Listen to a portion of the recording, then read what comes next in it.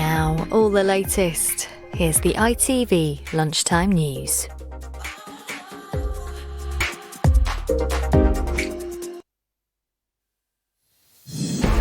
Horrific and reckless worldwide condemnation of Russia's attack on a Ukrainian nuclear power plant. It started a fire close to one of the reactors and immediate tests for a radioactive leak.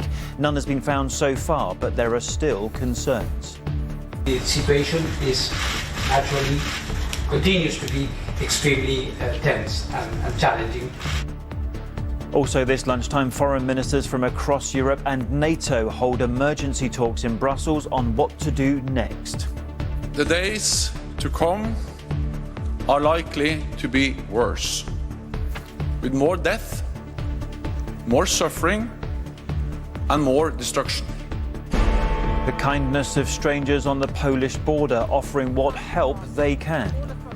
This is just families arriving in their cars with the offer of a room, willing to take refugees back to their homes and offer them shelter. Today, I have never been more proud to be a Ukrainian. Thousands of miles away in Hollywood, a pledge to raise millions from one Ukrainian-born star. And one other story breaking this lunchtime, guilty verdicts for the mother and ex-boyfriend for killing 2-year-old Kyrell Matthews.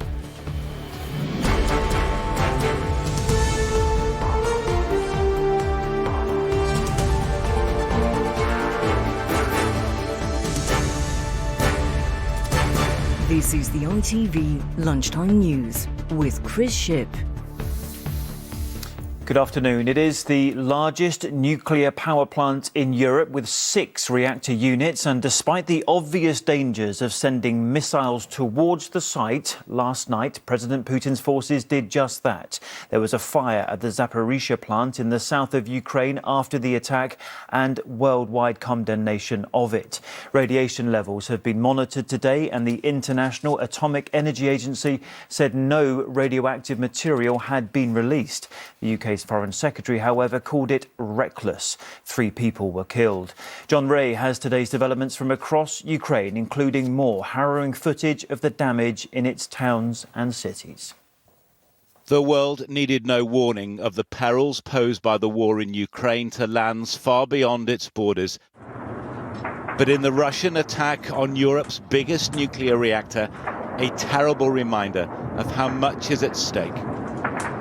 Російські війська атакували Запорізьку атомну станцію.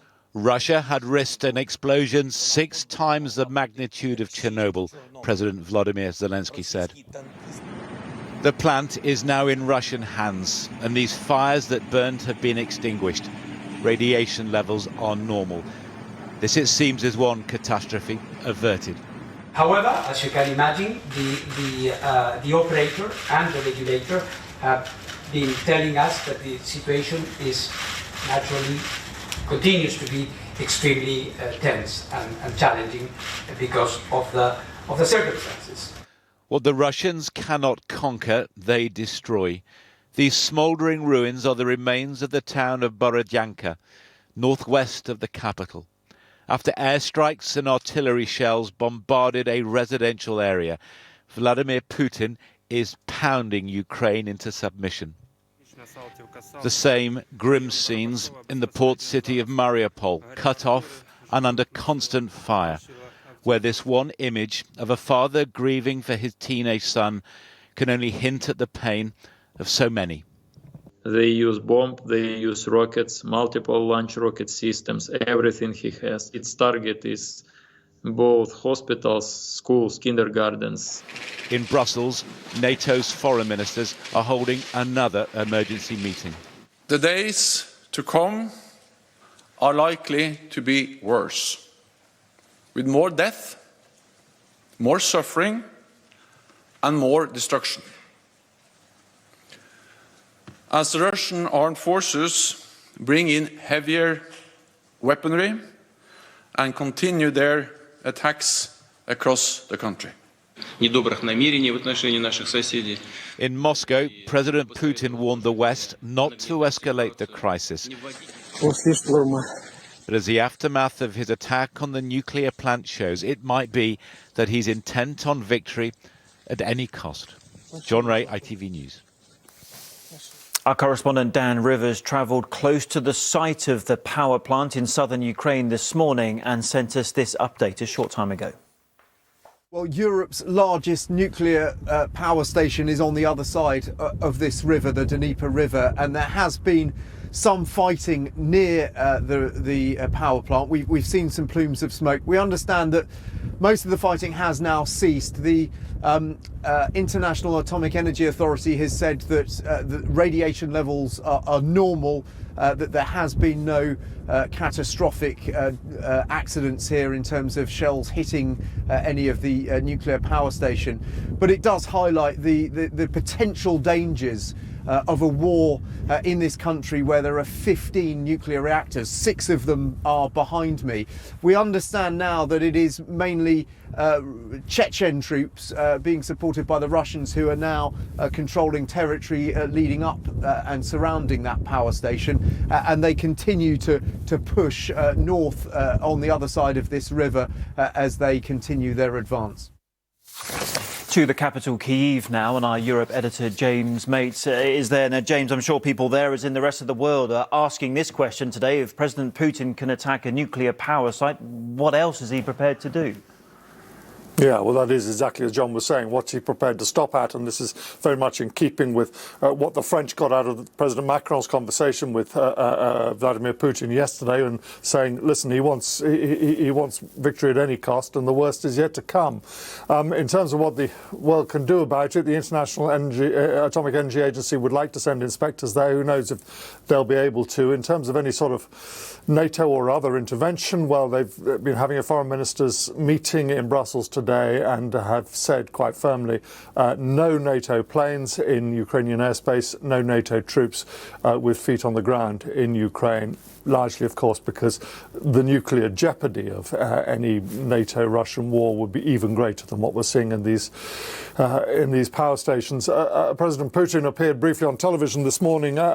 His detachment from reality becoming increasingly evident. This is what he said: "We have no bad intentions towards our neighbours, and I would advise them not to escalate the situation."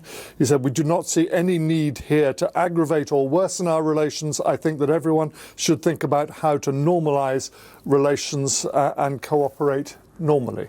And at the same time as he's separating himself from reality, he's doing the same with the Russian people as well. The BBC and several other American and European news websites now shut off from access to Russia, so the information blackout is more or less complete for the Russian people. Yeah, thank you, James, and we'll have more on that situation in Moscow shortly. First, let's talk about those meetings that are happening in Brussels. In the last half hour, as we've been hearing, NATO has warned that the devastation inflicted on Ukraine is likely to get worse in the coming days. Jens Stoltenberg was speaking in Brussels. Our political correspondent, Carl Dinnan, is in Westminster. What can we expect then, Carl, from these emergency meetings in Brussels?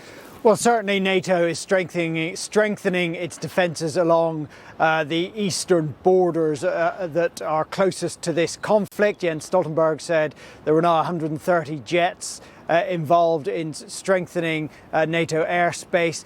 They did discuss at that meeting the possibility of a no-fly zone over Ukraine, something that has been much discussed over recent days. But he said that they all agreed that that was not something that NATO could get involved in, as James was explaining, because the risk of a direct confrontation, of a hot war with Russia, was just too great. So at the moment, what they're doing is strengthening the border. The EU foreign ministers are about to meet alongside the foreign ministers of the United States and Ukraine, and indeed Liz Truss, the foreign secretary, will be there. We think it's the first time that a British foreign secretary has been to a meeting of EU ministers since Brexit. They will be trying to coordinate their response as well. In addition to that, Britain has just submitted a request for the UN Security Council to meet in an emergency session to discuss the attack on that nuclear power plant. OK, Carl, thank you very much for that. And back now to what's been happening in Russia this morning. And a law has been passed to making it an offence to spread what it says is fake information about what's happening in Ukraine. But of course, it simply means access to accurate and impartial news is being further restricted by the Kremlin. International news websites have been blocked and independent news channels have been taken off air. Julia Chapman is in Moscow. And Julia, explain to us what's likely to be the implications of this new law. Well, the law has been passed by both houses of parliament. It's now waiting for President Vladimir Putin's signature. And if he signs it, it will mean that any individual can be punished with up to 15 years in prison for putting forward a version of events in Ukraine different to the ones that the media here in Russia are putting forward and the Ministry of Defense is offering to the public. We have seen a very limited media landscape here in Russia for years, but that space that did exist is shrinking even more rapidly since the war started. Two major independent outlets closed this week, one radio station, one TV station, and now Russian language outlets are being taken offline as well. So certainly there are very few opportunities for Russians to get a picture of what is going on in Ukraine. The media regulators have banned the use of the word war, conflict or attack in the context of this conflict. They want the media to only refer to it as a special military operation. And so people here are getting a very different picture as to what is going on in Ukraine to the rest of the world. Julia Chapman in Moscow, thank you very much. Accurate. I really like how. Now, there have been 9 days of attacks on major cities across Ukraine, and in the country's hospitals, medics are working around the clock to treat those who have been injured. They include Dr. Ivan Dari at a hospital in Kharkiv in the north, who spoke to me this morning of the bravery of those around him, those who choose to keep treating patients even when they had the chance to leave. They will all stay, he told us, until the end, whatever that end will be.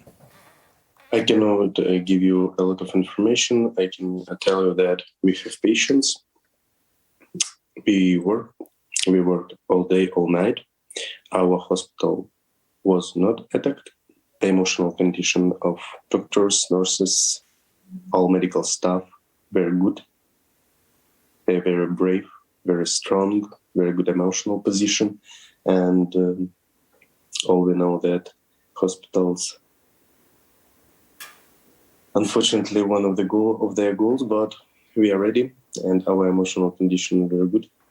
So, and when our nurses and when somebody asked our nurses or medical staff or doctors, would they like to evacuate from this place?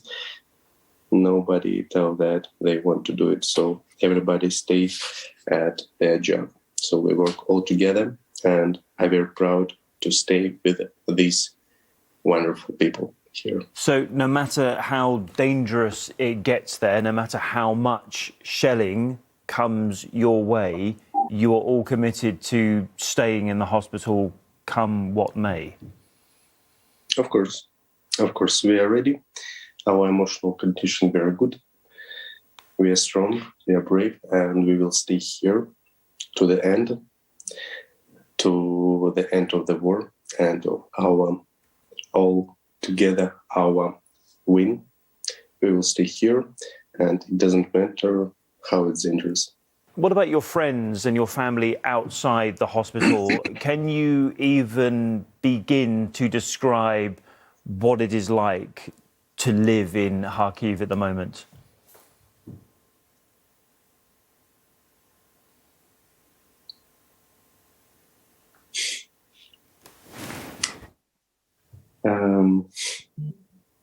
I would sleep.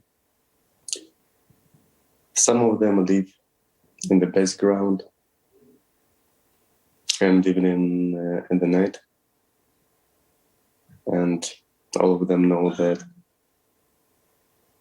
Russian forces, our enemy, can attack civil buildings in each moment.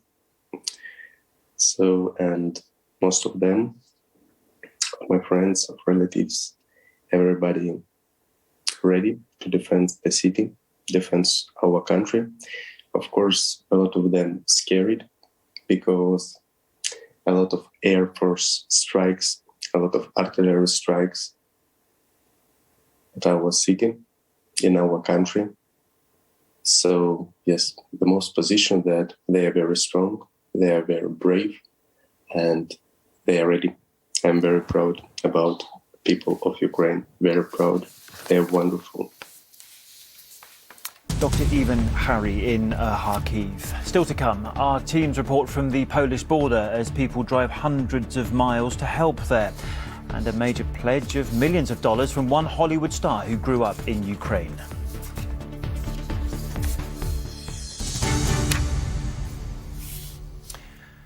But first, one other story breaking this lunchtime. The mother of a 2-year-old boy and her former partner have been found guilty of killing him. A jury heard Kyrell Matthews had suffered repeated violent abuse in the weeks before his death in South London in 2019. Some of the abuse was captured in secret recordings. Chloe Keedy reports on this distressing case. Happy birthday! Felicia Shirley sang to her son Kyrell on his 2nd birthday. But off camera, this smiling toddler was being subjected to violent abuse. I only figured out to say cheese. When he died, Kyrell Matthews had 41 rib fractures and a catastrophic cut to his liver. They were injuries that had been inflicted on him by his mum and her then boyfriend, Kimar Brown. A jury today found him guilty of murder. Felicia Shirley was acquitted of murdering her son, but convicted of manslaughter. All we're left with is basically memories, pictures, videos.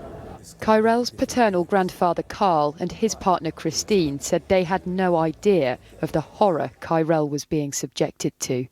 He was always smiling. He was always happy. He was well loved by the whole of our family. And we're going to miss him. But Carl says he started to see less of his grandson after Kyrell's mum met Kimar Brown. The three of them becoming increasingly isolated inside her South London flat. Hello, you're through the NHS 111 service. And what is it I can help you with today? Basically, Kyrell, he's been acting really funny, like his body's floppy and his eyes is rolling back. Shirley was told an ambulance was on its way and was instructed to carry out CPR on her son. Her and Brown claimed this was what caused Kyrell's injuries, but the jury didn't believe them. The court heard that Felicia Shirley would leave her phone recording inside the flat in an attempt to catch her partner secretly contacting other women. What those recordings actually captured was evidence that both of them were abusing a 2-year-old boy. He was torturing him. He became their entertainment. That's what he was their entertainment. I didn't know that he was going through this suffering and there was nothing that I could do to help. Kyrell's short life was one filled with violence and pain. His grandparents say they will remember a loving, laughing boy. A boy who somehow kept smiling. Chloe Keedy, ITV News. We are returning to our coverage of Ukraine now, and the peace talks yesterday achieved very little, but Russia did agree to temporary ceasefires to allow civilians to evacuate. More than 1 million have already left the country with little idea when they'll be able to return. When they do reach Poland, they are being met by strangers who have driven hundreds of miles to help. Our correspondent Romilly Weeks is at one of the border crossings.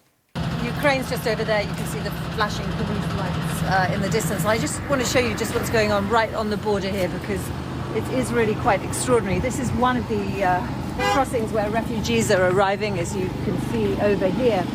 But stretched out down here is a long line of cars, and they have come from all across Europe, from Germany, from Holland, from Czech Republic, from Slovakia, from really all over Europe. And what they're doing is, this is just families arriving in their cars with the offer of a room, willing to take refugees back to their homes and offer them shelter. And there is a man here with a walkie-talkie.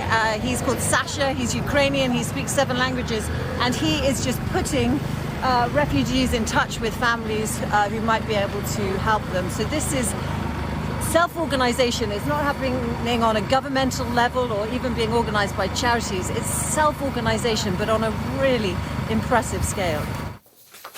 Romilly Weeks on the Polish border. Finally from us, long before she was a Hollywood star, Mila Kunis was a little girl growing up in Ukraine when it was part of the Soviet Union.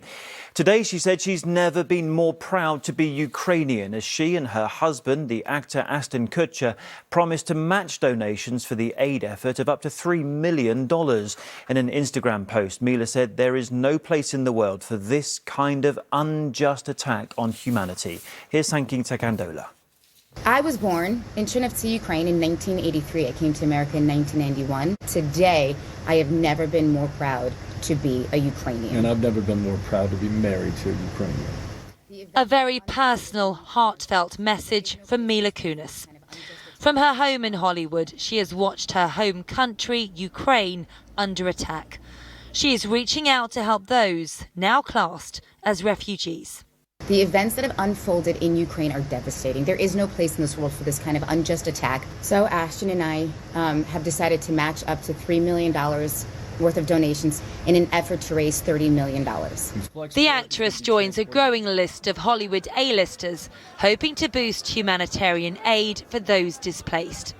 Blake Lively and her husband Ryan Reynolds shared their pledge on social media to match up to $1 million in aid, creating double the support.